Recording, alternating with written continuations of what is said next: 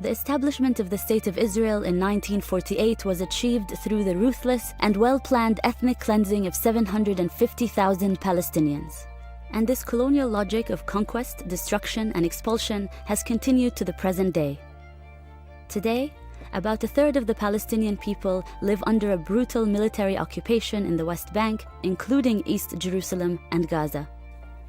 Israel has stolen land, built Jewish-only settlements, expelled Palestinians, and cornered others into ghettos surrounded by walls, military watchtowers, and checkpoints.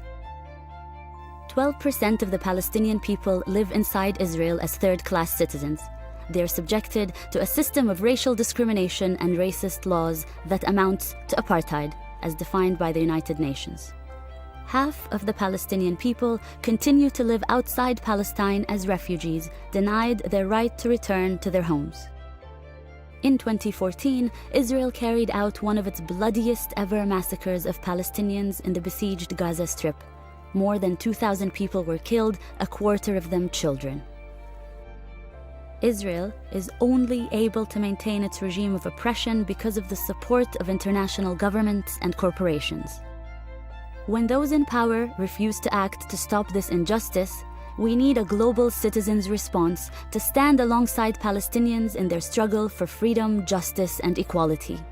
In 2005, Palestinian civil society came together to issue its call for boycott, divestment, and sanctions.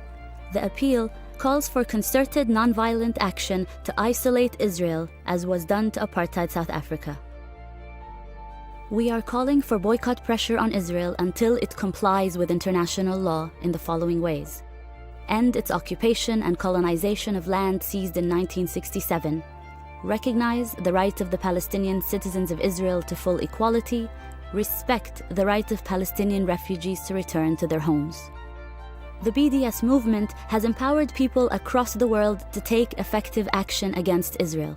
Trade unions, student groups, churches, academics, cultural figures, and social movements are joining together to make an impact.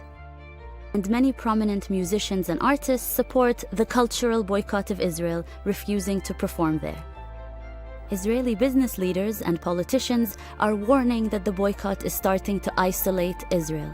In fact, the government is so worried about the strategic threat that BDS poses to their regime of oppression that it's using its enormous resources to undermine the movement.